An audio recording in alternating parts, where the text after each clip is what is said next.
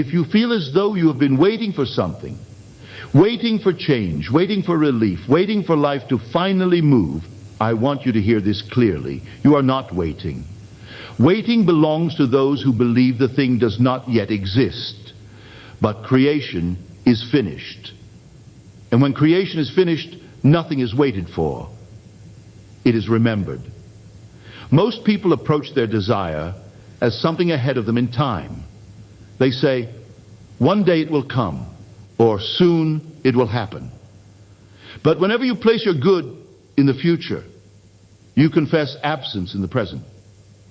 And the world, being faithful, reflects that absence back to you. Neville taught that imagination is not the power to invent. It is the power to recall. You are not creating something new. You are entering a state that already exists. Waiting is filled with tension. Remembering is filled with familiarity. Waiting asks, when will it happen? Remembering says, of course. This is how it is. When you remember something, you do not strain to believe it. You do not rehearse it desperately. You simply know it to be true. And this is the feeling I ask you to assume. Not excitement, not force, but the quiet certainty of recognition, as though you are recalling a place you have been before. The mind resists what feels foreign, but it relaxes into what feels familiar. That is why so many struggle with affirmations. They feel like persuasion. They feel like trying to convince the mind of something it has not yet accepted. But remembrance does not argue. It does not shout. It does not defend itself. It simply returns. And when you enter the state of remembrance, the body relaxes. The breath softens. The inner conflict dissolves. That relaxation is the signal that you have entered the correct state. So how do you remember? You do not ask, how will this happen? You ask, how would I feel if this were already part of my life? And then you allow yourself to feel it. Not vividly, not forcefully, but gently, as one remembers something dear. You might say inwardly, I remember when I used to worry about this.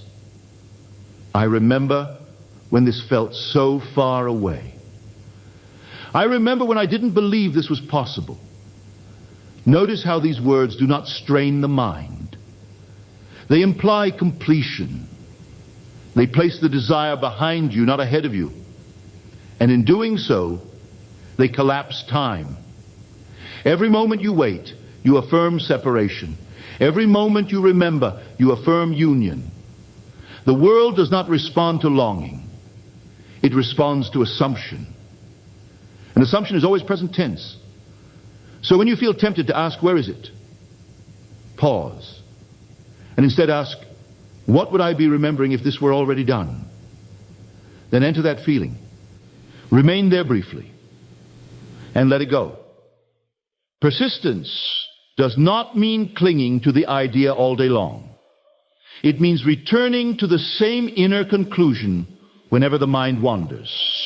Not with effort, with familiarity, like returning to a thought you know to be true.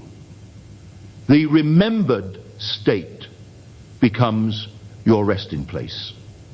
And from that place, the world must respond. My friend, you are not late. You're not behind. And you are not waiting for life to choose you. You're simply remembering who you are and what has always belonged to you. Assume the feeling of remembrance and let the world catch up.